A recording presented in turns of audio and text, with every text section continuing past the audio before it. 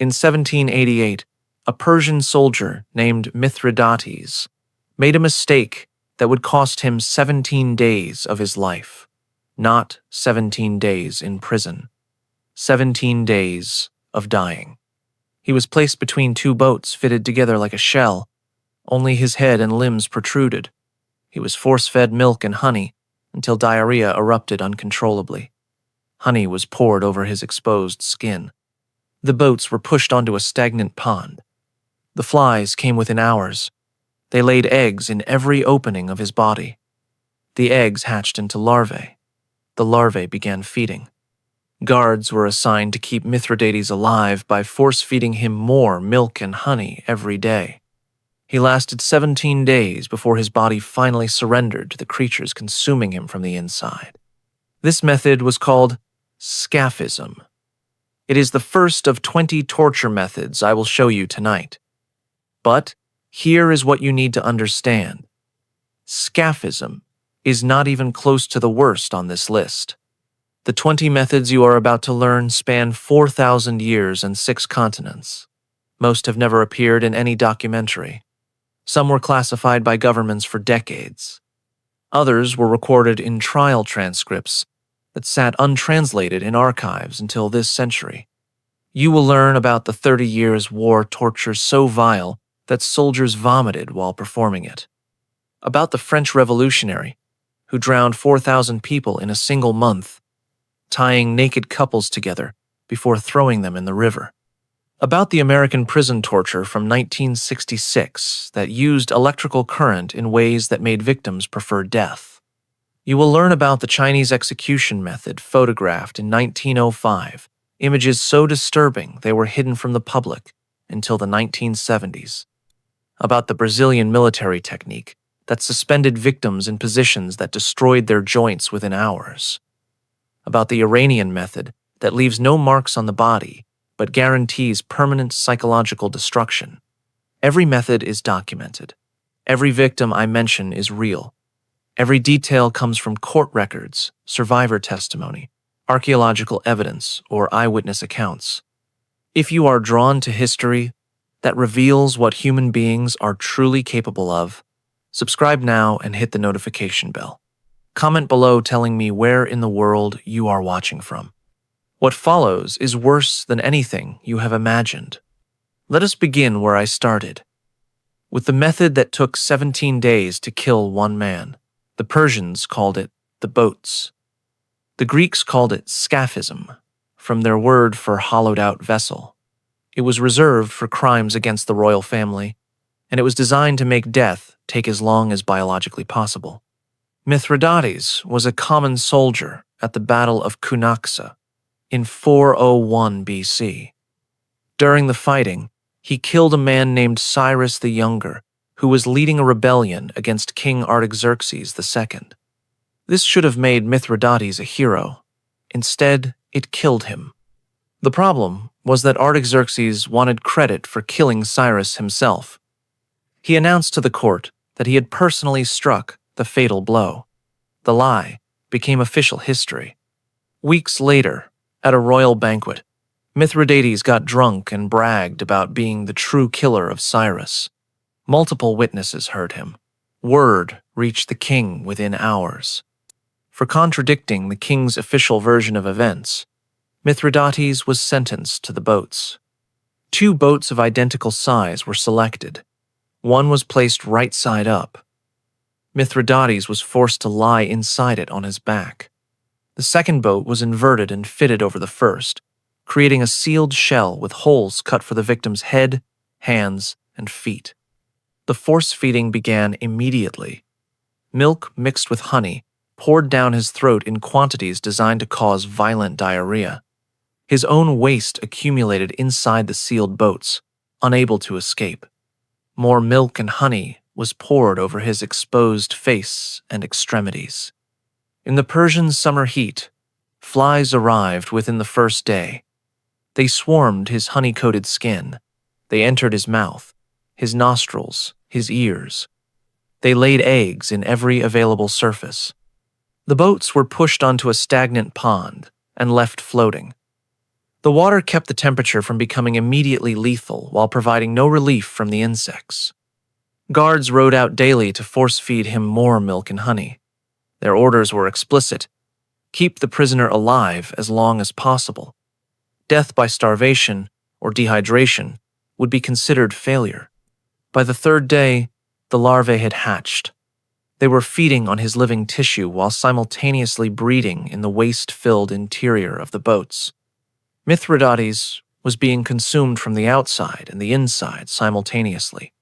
The Greek historian Plutarch documented what the guards observed over the following 2 weeks: the flesh rotting while the victim remained conscious, the creatures visibly moving beneath the skin, the smell so overwhelming that guards wrapped cloth around their faces before approaching. Mithridates remained conscious for most of the 17 days. He begged for death. The guards were forbidden to provide it. When he finally died, the boats were opened. What remained inside was no longer recognizable as human. The body had become an ecosystem, a colony of insects inhabiting what had once been a man. Scaphism was practiced until approximately the 4th century AD. No visual record survives.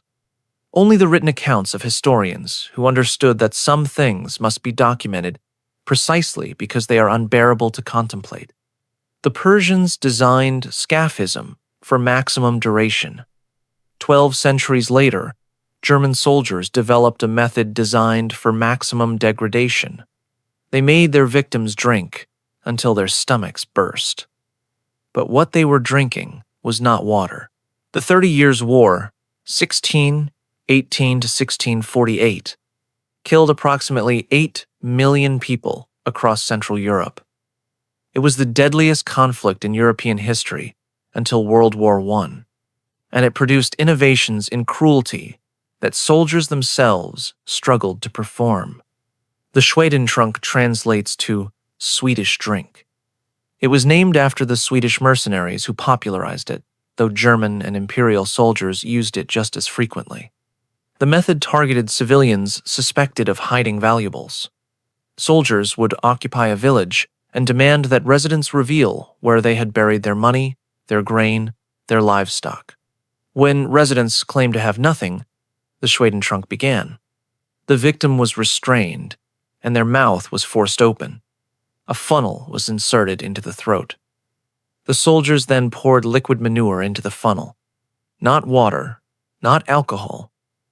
The liquid collected from barn floors, the slurry of cow and pig waste mixed with urine and rotting straw.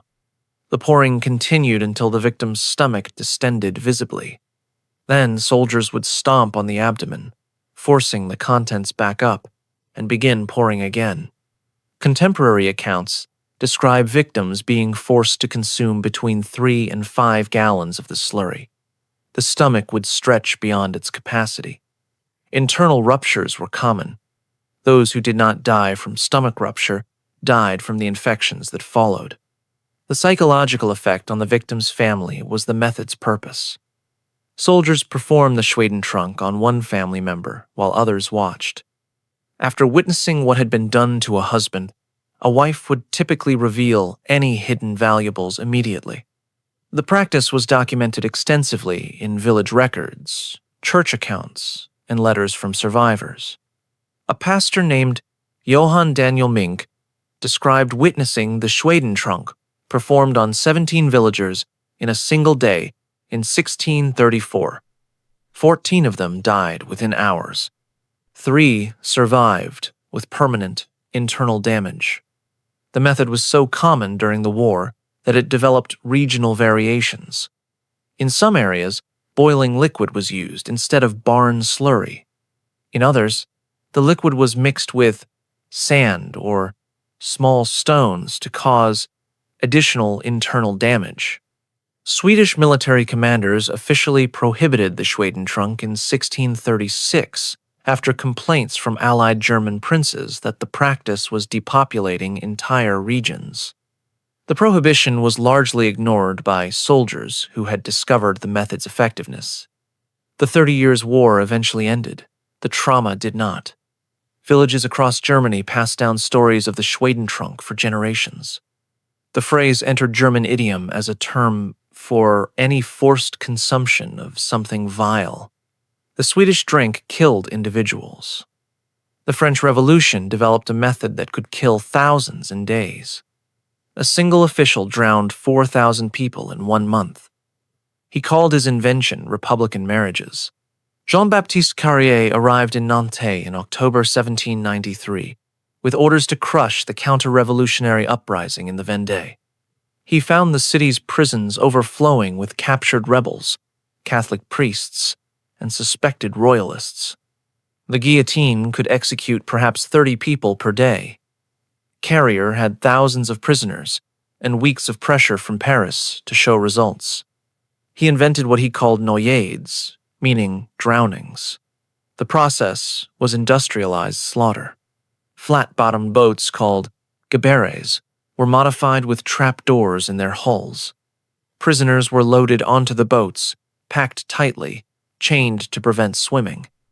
The boats were towed to the center of the Loire River. The trapdoors opened. Everyone drowned. The first noyade occurred on November 16, 1793. 90 Catholic priests were drowned at once. Their crime was refusing to swear loyalty to the revolutionary government. Carrier then refined his method. He began ordering male and female prisoners, stripped naked and tied together in pairs before drowning. He called these marriages republicans, Republican marriages. The pairing was deliberately obscene. Elderly priests tied face to face with young prostitutes, nuns bound to convicted thieves, teenage boys tied to elderly women. The purpose was not merely death, but humiliation. Carrier wanted the drownings to be discussed throughout France. He wanted people to understand what happened to enemies of the revolution. Between November 1793 and February 1794, Carrier drowned an estimated 4,000 people. Some historians estimate the number was closer to 6,000. Records were not carefully kept. The bodies clogged the Loire. They washed up on riverbanks for 20 miles downstream. Fishermen reported catching corpses in their nets for months. The water supply became contaminated. A public health crisis developed. Carrier ordered bodies weighted with stones, but the sheer volume overwhelmed any disposal system.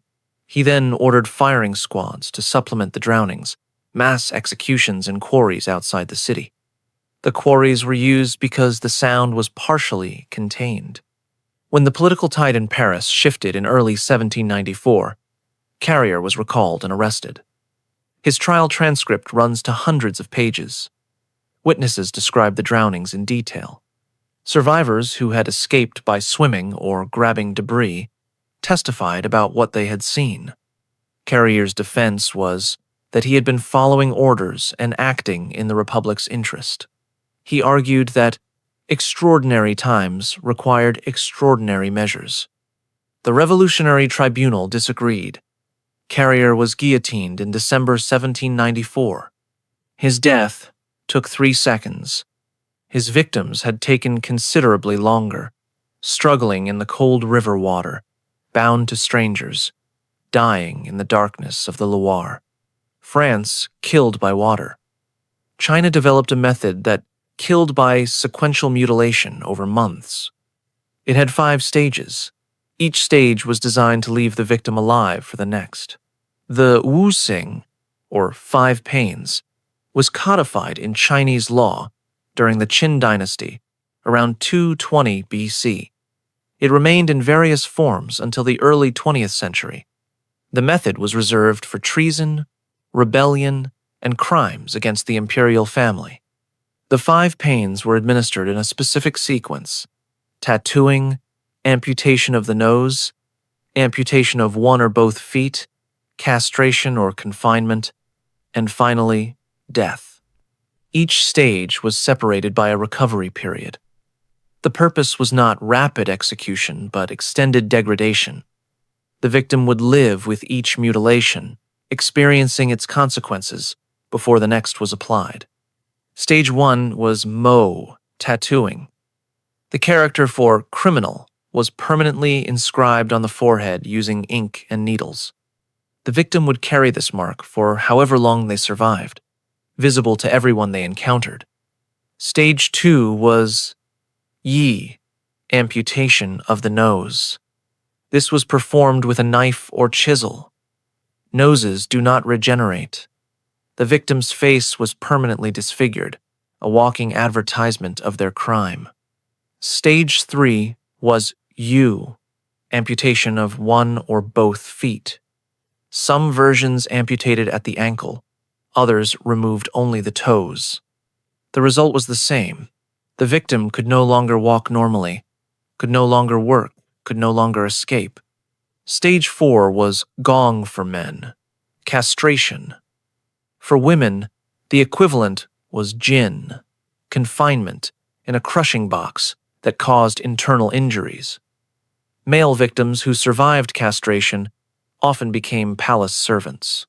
Female victims rarely survived Jin. Stage 5 was Da Pi, death by cutting the body into pieces. The historian Sima Qian, author of the foundational records of the Grand Historian, was sentenced to castration in 99 BC for defending a general who had surrendered to the enemy. He chose castration over death so he could complete his historical work. He spent the rest of his life as a court eunuch, documenting the dynasty that had mutilated him. Records from the Han Dynasty described the 5 pains being administered over periods ranging from weeks to months. The victim was kept alive between stages through medical care. Guards were assigned to prevent suicide. The suffering was carefully calibrated. Later, dynasties modified the 5 pains. Some added additional stages. Others combined stages for more severe crimes. But the principle remained constant. Death was the final punishment, preceded by a systematic destruction of the body's integrity. The 5 pains distributed suffering over time. The Chinese developed another method that concentrated suffering into a single, terrible session. It was photographed in 1905. The images were so disturbing they were classified for decades. The Western name is Death by 1,000 Cuts. The actual number was considerably higher, and photographic evidence exists of exactly what it looked like. Ling Qi was practiced from approximately 900 AD until its abolition in 1905. The method was standardized in legal codes that specified the sequence of cuts, the tools to be used, and the expected duration. The victim was tied to a wooden frame in a public location. The executioner began with flesh from non-vital areas: chest, arms, legs, back. Each cut removed a small piece, perhaps the size of a coin. The cuts were made with sharp knives to minimize tearing. Opium was sometimes administered, not for mercy, but for duration. The punishment's purpose was extended suffering witnessed by crowds. A victim who lost consciousness too early was considered a failure. The standard 3,000 cut version progressed systematically toward vital areas. The sequence was specified. Start with the breasts, move to the thighs, then the arms, then the shoulders. The face was typically reserved for later stages. The killing blow, usually to the heart or throat, came only after the specified number of cuts. In April 1905, a man named Fu Zhuli was executed by Ling Qi in Beijing for murdering a Mongolian prince. French soldiers stationed nearby photographed the execution. The photographs were smuggled out of China and eventually published in European academic journals in the 1970s. The images show Fu Zhuli tied to the frame. His torso is covered with wounds arranged in disturbingly regular patterns. His face appears calm in some photographs, contorted in others. The executioner is visible in several frames, working methodically, his basket of removed flesh beside him. The photographs show the crowd as well, hundreds of spectators, watching with expressions ranging from fascination to apparent boredom. Children are visible in some frames. Food vendors operated at the edge of the crowd. Fu Zhuli's execution lasted approximately 15 minutes. shorter than many Ling Chi executions because of pressure from foreign observers. Contemporary accounts describe executions lasting 3 hours or more when performed at the traditional pace. Ling Chi was abolished in April 1905 as part of legal reforms during the late Qing dynasty. Fu Juli was among the last victims. The photographs of his death remain the only visual documentation of a practice that killed thousands over nearly a millennium. The Chinese made death visible. The Iranians developed a method that leaves no visible mark at all. It is still used today. Survivors describe it as worse than any physical torture. White torture has no single inventor. It emerged in the 20th century as governments sought interrogation methods that produced no evidence, left no scars, and could be denied if exposed. The Iranian government refined it to a precise science in the prisons of the Islamic Republic. Survivors who have escaped describe a system designed to destroy the mind while leaving the body intact. The prisoner is placed in a white cell. The walls are white. The floor is white. The ceiling is white. The lights, which remain on 24 hours a day, are white. The prisoner wears white clothing. Food, when provided, is white rice on a white plate. Guards wear padded shoes that make no sound. They do not speak. If the prisoner speaks, they do not respond. The door has no handle on the inside. There is no window. There is no clock. There is no way to measure time. The sensory environment never changes. There is no dark and light cycle. There is no variation in temperature. There is no sound except what the prisoner makes, and the prisoner quickly learns that speaking to no one produces a particular kind of madness. Duration varies. Some prisoners report being held in white conditions for weeks. Others report months. The impossibility of tracking time is part of the torture. A week can feel like a month. A month can feel like a year. The psychological effects begin within days. Hallucinations, both visual and auditory. Profound disorientation. Panic attacks, triggered by the unchanging environment. Difficulty distinguishing between sleep and waking. Difficulty remembering who they are. Survivors who have been released and debriefed by human rights organizations describe the experience as annihilation of the self. They describe forgetting their own names, forgetting their families, forgetting what they had been accused of. They describe wanting to die but having no means to accomplish it. The white room leaves no bruises. Medical examinations find nothing wrong, but survivors frequently suffer permanent psychological damage. Many cannot function in normal society after extended white torture. Some report ongoing hallucinations years after release. Some take their own lives.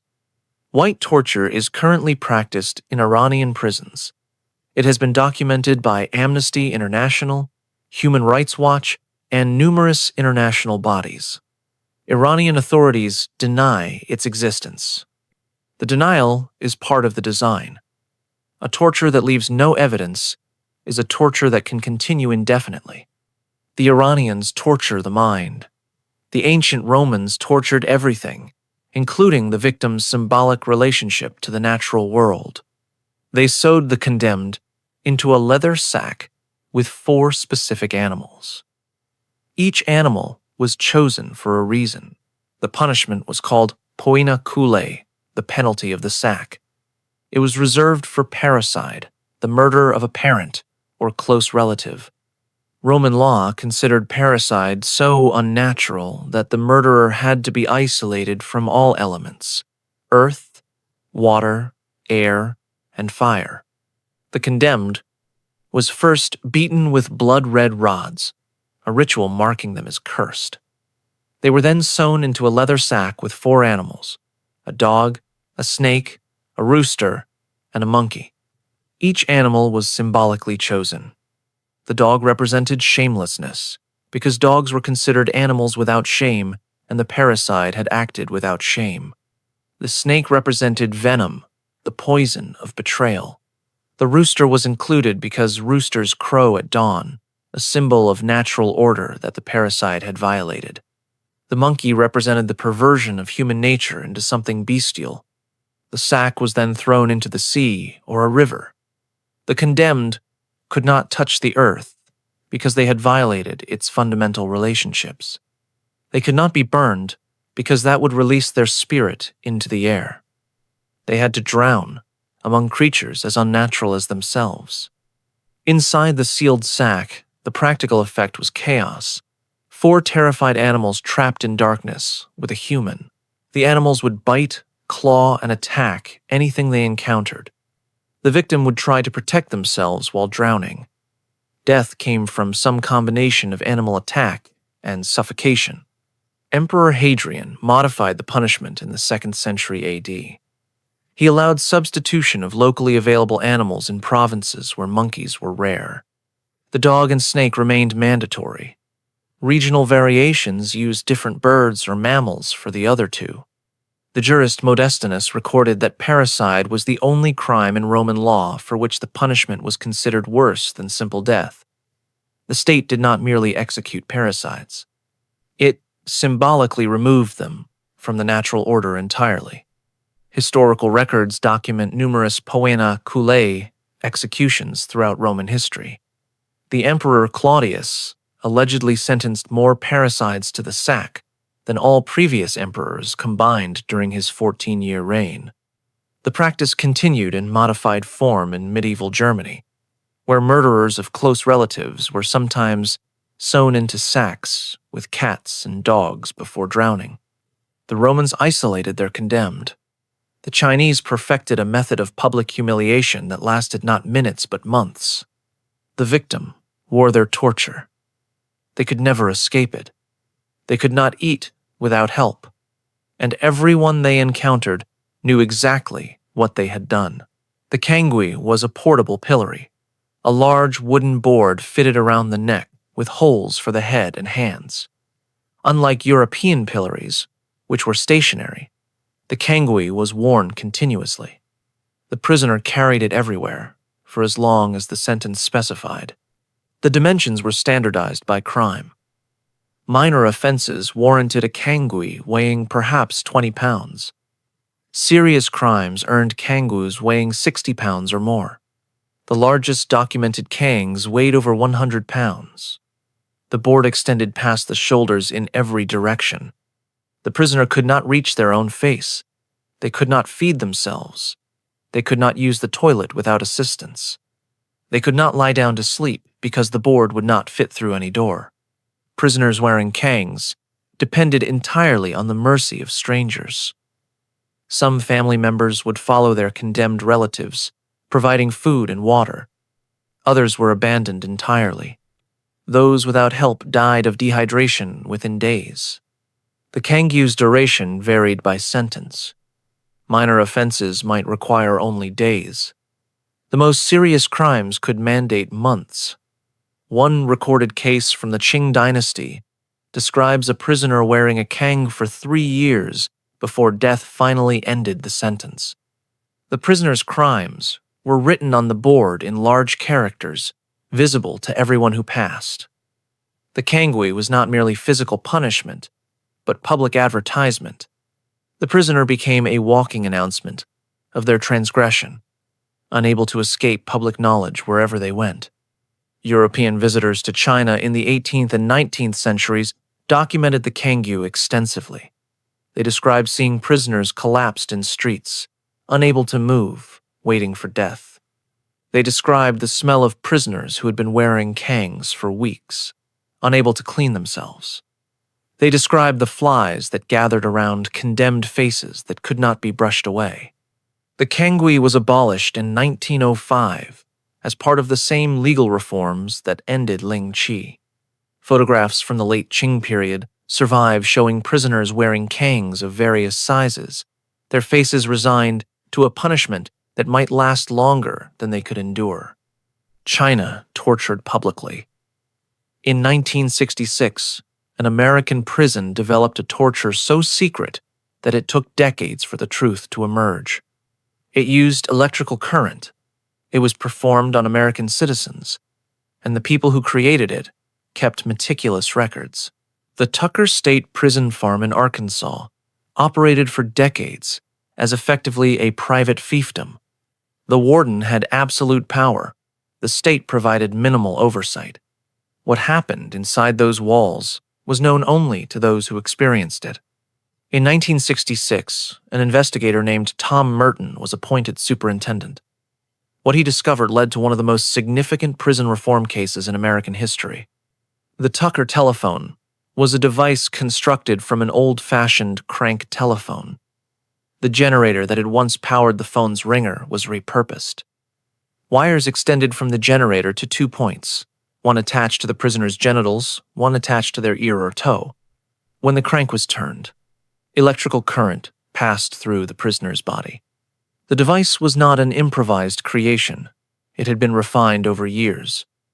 Guards understood precisely how fast to crank for maximum pain without causing death.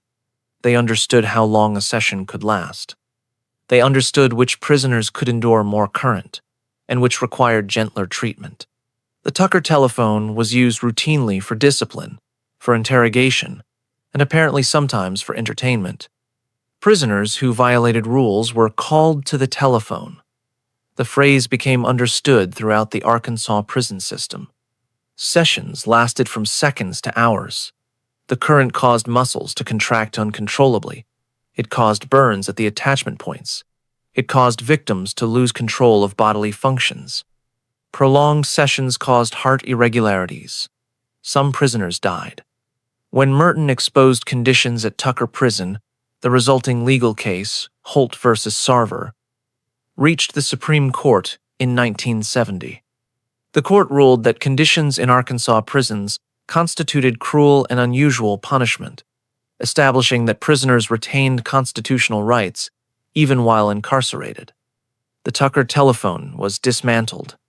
The guards who had used it were never prosecuted.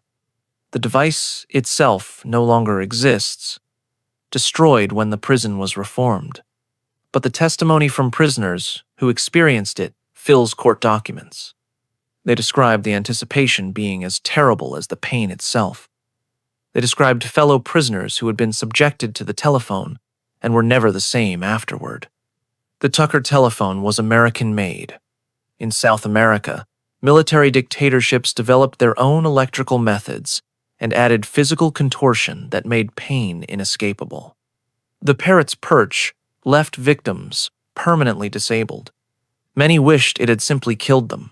The name means parrot's perch in Portuguese. The device is simple, a horizontal bar positioned approximately 2 feet off the ground. The victim is bound with their wrists tied to their ankles, the bar passed behind their bent knees. They hang from the bar like a parrot perched on a branch. Brazilian military intelligence perfected the method during the dictatorship that lasted from 1964 to 1985. It was used on suspected leftists, labor organizers, students, journalists, and anyone else deemed threatening to the regime. The physical effects begin immediately. The position compresses the chest, making breathing difficult. Blood pools in the head, causing pressure and pain. The joints of the knees, hips, and shoulders are stressed beyond their normal range. Within an hour, the pain becomes overwhelming. Within several hours, lasting damage begins. The joints start to separate. The pressure in the head can cause bleeding. Victims frequently lose consciousness from the combination of pain and restricted breathing. But unconsciousness was not permitted. Guards would revive victims and continue the session. The po de arara was typically combined with other methods: electrical shocks, beatings, waterboarding. The victim's helpless position made them completely vulnerable. After the end of the dictatorship, Brazil established a truth commission that documented military torture methods. Thousands of survivors testified about the parrot's perch. Their accounts fill multiple volumes. Many survivors suffered permanent damage, shoulders that never healed properly, chronic pain in the knees and hips. Some were never able to walk normally again. The method was designed to break bodies, as well as wills. The Truth Commission documented at least 400 cases of the parrot's perch, but acknowledged that the actual number was likely much higher. Many victims died during torture and were never counted. Others refused to testify, too traumatized to revisit the experience.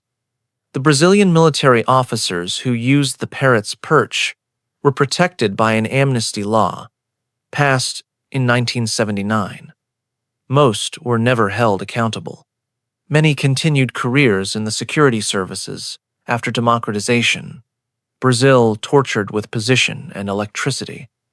Dutch sailors discovered that the ocean itself could be a torture device. They called it keel hauling. The barnacles did the rest. The word comes from the Dutch keel halen, meaning to drag along the keel. The practice was used by Dutch, English, and French navies from the 16th through 19th centuries. The procedure appears simple. The victim is tied to a rope that runs beneath the ship from one side to the other, passing under the keel. He is thrown overboard and dragged underwater to the other side. What makes keel hauling horrific is what covers a ship's bottom after months at sea: barnacles. These small crustaceans attach themselves to wooden hulls in colonies inches thick. Their shells are sharp as razors. A man dragged across a barnacle-encrusted hull does not emerge intact. The shells cut through clothing, then skin, then flesh. A short-distance keel hauling, lasting perhaps 30 seconds, produces deep lacerations across the entire body. A long-distance keel hauling, from bow to stern rather than side to side, produces something closer to flaying. Dutch naval records document keel-hauling sentences throughout the 17th century. The Admiralty established specific rules: keel-hauling for striking an officer, keel-hauling for theft above a certain value, keel-hauling for mutinous speech. The duration was determined by the severity of the offense. A quick drag might last 30 seconds and be survivable. A slow drag might last 2 minutes or more, drowning the victim before the barnacles finished their work. Survivors described the experience in court testimony: the cold shock of the water, the disorientation of being submerged, the sensation of their skin tearing as they scraped along the hull, the uncertainty of whether they would be raised before their lungs gave out. A Dutch physician named Job Beyster documented the injuries of keel-hauling survivors in 1734. He described wounds covering 70% of the body surface. He described victims who survived the keel hauling but died within days from infection. He described the psychological effects on victims who knew their ship would be at sea for months, with the same barnacle-encrusted hull that had nearly killed them. The Royal Navy abolished keel hauling in 1853. The practice continued informally on merchant vessels for decades. The last documented keel hauling occurred in the 1880s on a whaling ship in the Pacific. Barnacles tore flesh randomly. Medieval European executioners developed tools designed to tear flesh precisely. The crocodile shears were heated until they glowed. Then they were applied to the part of the body that had committed the crime. The device was designed specifically for regicide, the murder or attempted murder of a king.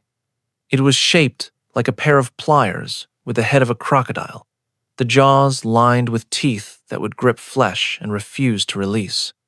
The shears were heated over a fire until the metal glowed. Then they were applied to the body part deemed responsible for the crime. For attempted assassins, the shears targeted the hands that had held the weapon. For those who had conspired but not personally attacked, the shears might target the tongue that had spoken treason or the ears that had heard plots. The heating served two purposes.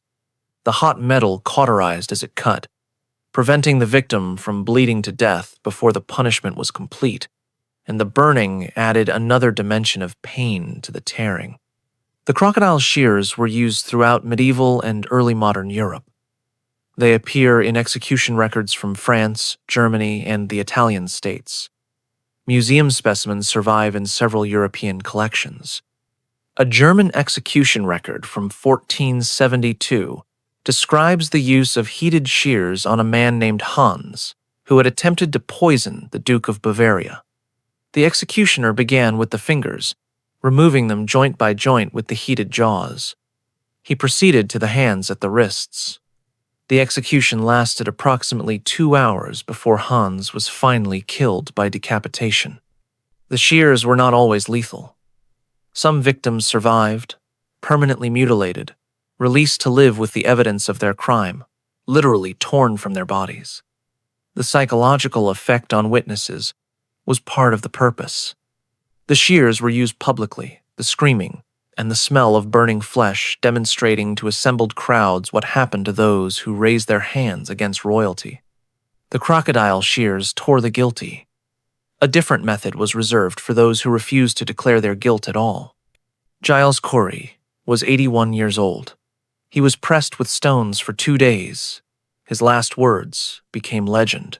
The device consisted of 3 components: a metal cap placed on top of the victim's head, a bar positioned under the chin, and a screw mechanism connecting them. When the screw was turned, the cap pressed downward while the bar pressed upward. The compression was gradual. The interrogator could turn the screw fractionally, wait for the victim to answer questions, turn it again. The session might last hours, with the pressure increasing incrementally throughout. The first effect was on the jaw. The upward pressure of the bar forced the lower jaw into the upper teeth. Teeth shattered. The jaw might dislocate or break. Blood flowed from the mouth. The second effect was on the eye sockets. As compression increased, the pressure sought release. The eyes, contained only by soft tissue, would eventually extrude from their sockets. The metal cap featured holes positioned precisely for this purpose. The third effect was on the skull itself. Continued compression would crack the bone. Brain damage was inevitable at this stage. Most victims either died or confessed before reaching this point. The Spanish Inquisition documented the head crusher in procedural manuals. It was classified as a method of preparatory torture, used to encourage confession before more severe methods were applied. The implication that the head crusher was considered mild tells you something about the Inquisition's standards. Original devices survive in museums in Toledo, Amsterdam, and Vienna. The screw mechanisms are still functional. The metal shows wear patterns from repeated use. The effectiveness of the head crusher lay in its gradualism. Victims could feel exactly what was happening to them. They knew that one more turn of the screw would produce one more increment of destruction. The anticipation was as useful for interrogation as the pain itself. The Inquisition crushed vertically. Japanese forces during World War II discovered that nature could apply pressure with similar patience. They positioned prisoners over growing bamboo. What happened next took days. Giles Corey stood accused of witchcraft in Salem, Massachusetts, in 1692. He was 81 years old. His wife Martha had already been condemned. He knew he would be convicted. The court demanded that he enter a plea, guilty or not guilty. Corey refused to answer. Under English common law, which governed the colonies, a trial could not proceed without a plea. The solution was pene forte e dure, literally, strong and harsh punishment. The accused would be pressed with heavy weights until they entered a plea or died. Corey knew this when he refused to speak. He also knew that under the law of the time, a person who died without conviction could not have their property confiscated. By refusing to plead, he ensured his estate would pass to his children rather than the government that was trying to kill him. The pressing occurred on September 19th, 1692. Corey was stripped naked and placed on the ground in a field. A wooden board was placed on his chest. Stones were added one at a time. Sheriff George Corwin asked for his plea. Corey said nothing. More stones. His ribs began to crack. The sheriff asked again. Corey's response was recorded by multiple witnesses. More weight. The pressing continued through the day. By evening, Approximately 400 pounds of stone sat on the board. Corey's chest had collapsed. He could barely breathe. He had spoken only twice since the pressing began, both times to say the same thing. More weight. He died on the second day, still refusing to plead. His tongue, forced out by the pressure, was reportedly pushed back into his mouth by the sheriff using his cane. Corey achieved his objective. Because he was never convicted, his property passed to his sons-in-law, rather than the government. His death by pressing remains the only such death in American history. His widow Martha was hanged 3 days later. Pressing killed through gravity's patient accumulation. The Inquisition developed a device that concentrated pressure into a much smaller area. It crushed skulls so slowly that victims could feel their own faces changing shape. Bamboo is the fastest growing plant on Earth. Some species grow more than 35 inches in a single day. The shoots emerge from the ground pointed and rigid, capable of penetrating soil, rock, and organic matter. During World War II, Japanese forces reportedly used bamboo's growth as an instrument of torture. The victim was restrained in a horizontal position over a patch of young bamboo shoots, with the shoots positioned to pierce their body as they grew. POW testimony from camps in Burma, the Philippines, and China describes witnessing this method. Victims were restrained for days as the shoots slowly penetrated their bodies. The growth was continuous, approximately an inch per hour. Escape was impossible. Relief was impossible. Death came from internal bleeding, organ damage, or infection. The duration depended on the positioning of the shoots. A shoot aimed at the abdomen might take 2 days to cause fatal damage. A shoot aimed at the chest might take less. After the war, skeptics questioned whether bamboo could actually penetrate human tissue. In 2008, the television show Mythbusters tested the method using a ballistic gel dummy. Over 72 hours, they documented bamboo shoots completely penetrating the gel. The bamboo did not merely push against resistance, it grew through it. The growth pressure of bamboo has been measured at approximately 900 pounds per square inch. Human tissue cannot resist this pressure over time. Given hours, bamboo can penetrate concrete. Flesh offers considerably less resistance. The exact prevalence of bamboo torture during World War II remains debated. Some historians argue it was widespread in certain camps. Others suggest it was rare, used primarily for psychological terror.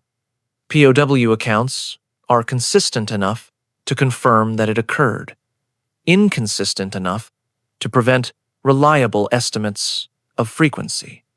What is not debated is the physical possibility.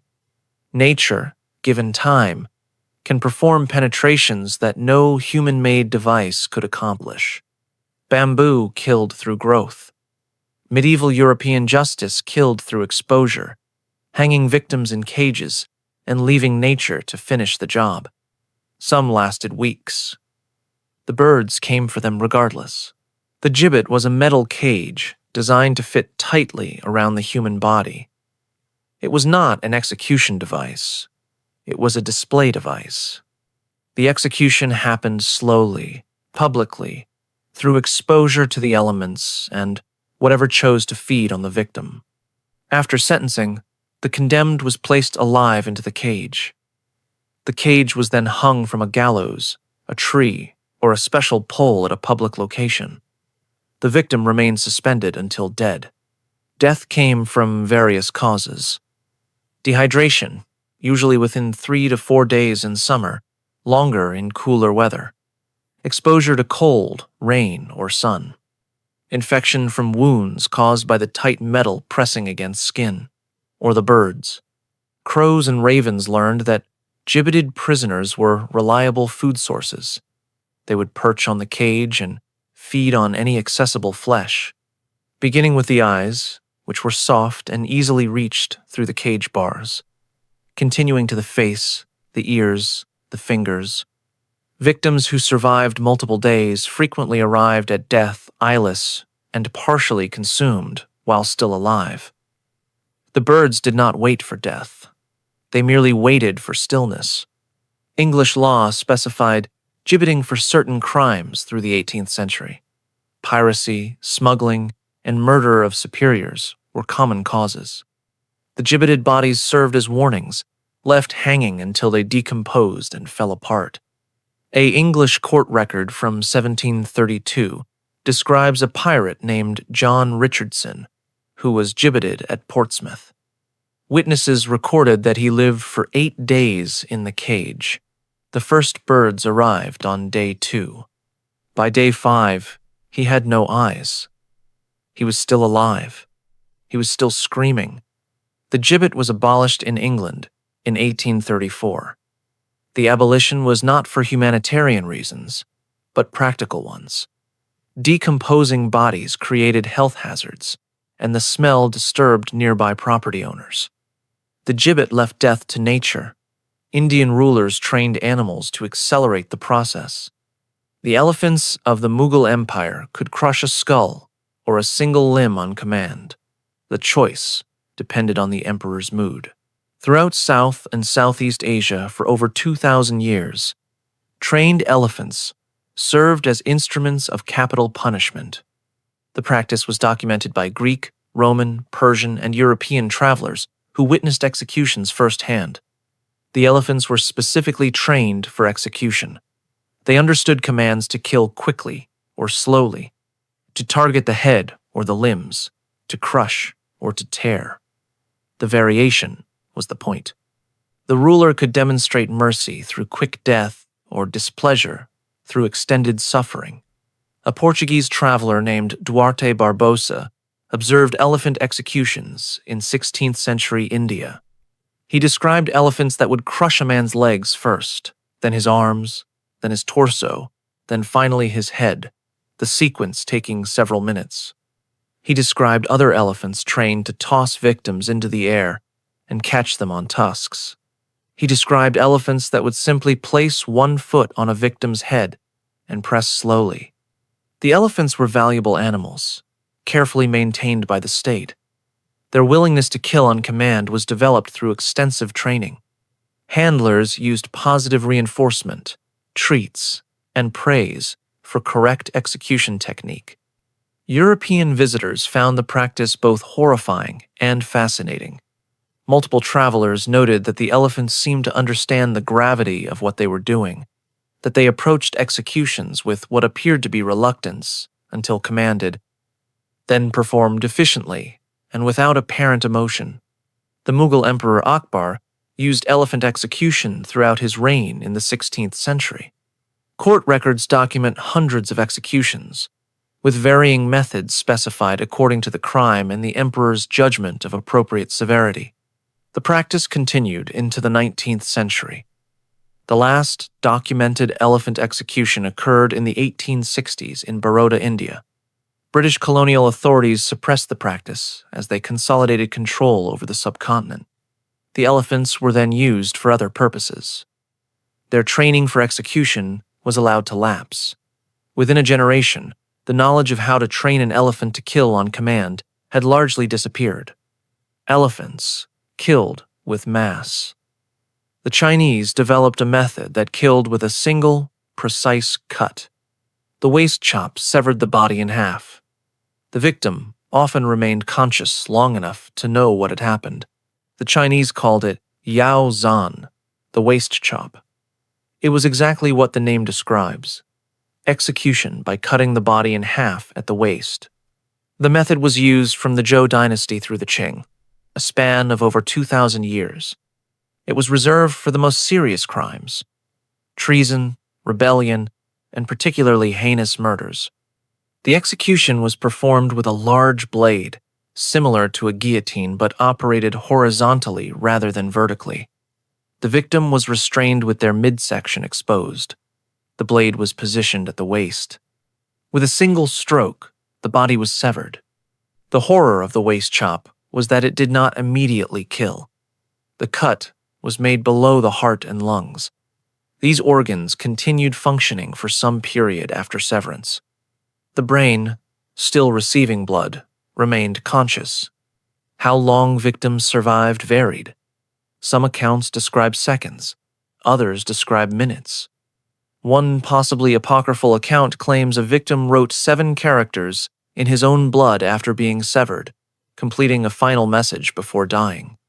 A Qing dynasty official named Fang Xiaoru was sentenced to waist chop in 1402 for refusing to write the proclamation legitimizing a usurper's reign.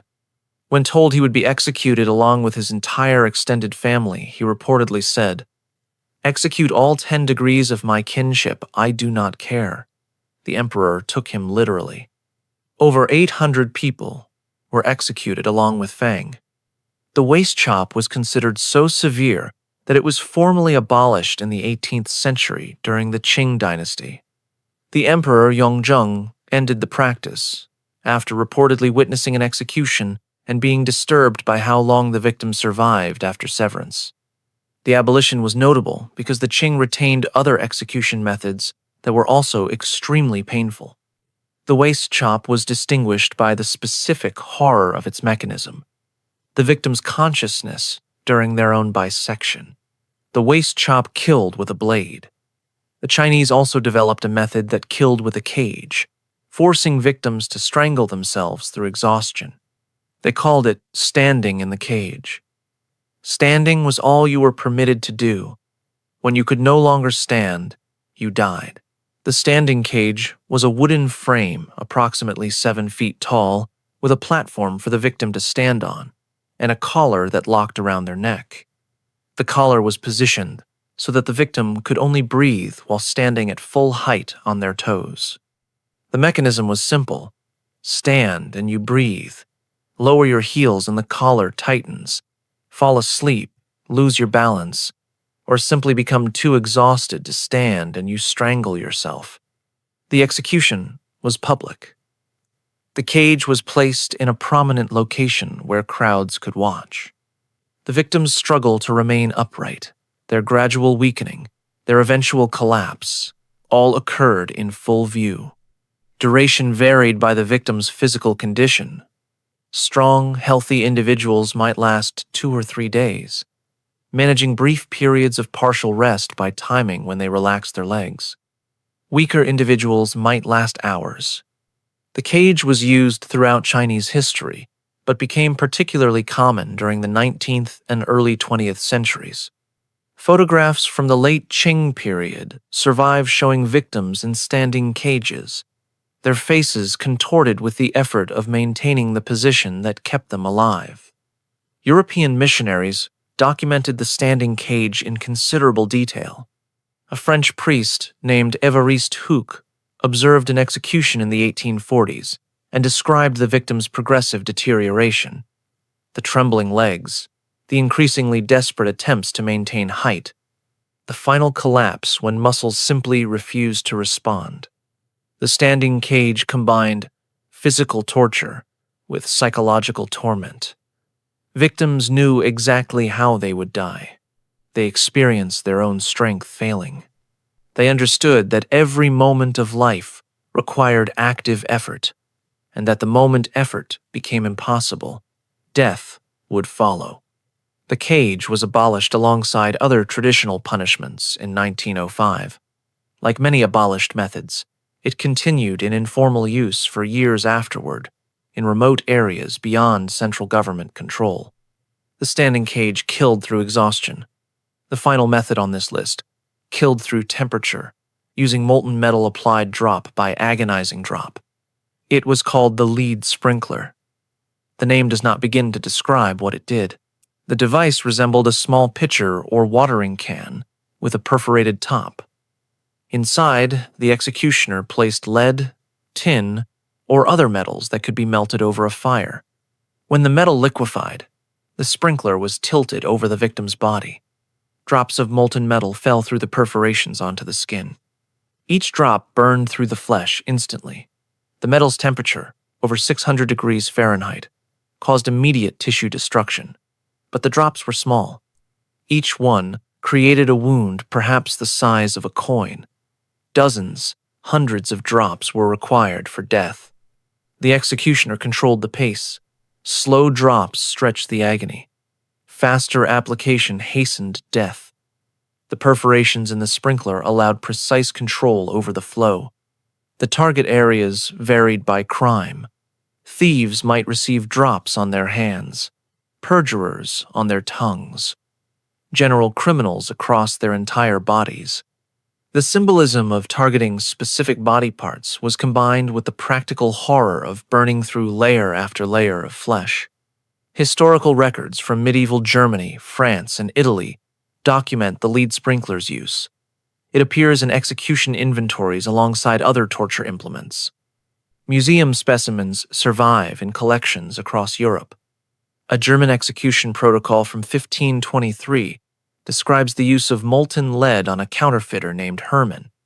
The executioner began with the hands that had produced false coins, progressing to the arms, then the torso. The execution lasted approximately 90 minutes. The lead sprinkler was particularly feared because of the unpredictability of the pain. Drops fell where they would. The victim never knew which part of their body would burn next. The anticipation, watching the glowing metal approach, not knowing where the next drop would land, was itself a form of torture. Like many medieval methods, the lead sprinkler fell out of formal use during the 18th century as execution methods were standardized and, in theory, made more humane. The last documented use was in the late 1700s. The metal eventually cooled. The body eventually failed. The crowd eventually dispersed. But the records remained.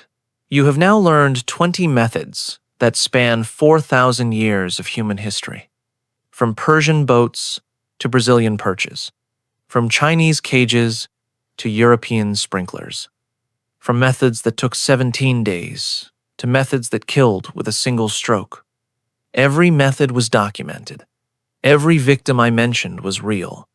Every detail comes from court records, survivor testimony, archaeological evidence, or eyewitness accounts. These methods were not performed by monsters. They were performed by soldiers following orders, by executioners doing their jobs, by governments maintaining control, by crowds seeking entertainment. They were performed by ordinary people who had convinced themselves that what they were doing was necessary, or just, or divinely sanctioned. The lesson is not that humans are uniquely cruel. Other animals kill. Other animals cause pain. The lesson is that humans are uniquely creative in causing pain. We invent methods. We refine them. We document them. We pass them down through generations, improving efficiency, extending duration, maximizing suffering. We build boats designed to keep victims alive for 17 days while being consumed by insects. We train elephants to crush limbs on command. We photograph 1,000-cut executions and file the images for future reference. We are the only species that writes procedural manuals for torture. Most of these methods are no longer used. Legal reforms, international pressure, and changing standards have eliminated many from formal practice, but some continue in prisons and detention facilities around the world. White torture is practiced today. Electrical torture is practiced today.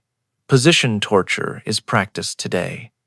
The creativity that produced scaphism and the lead sprinkler has not disappeared. It has merely adapted.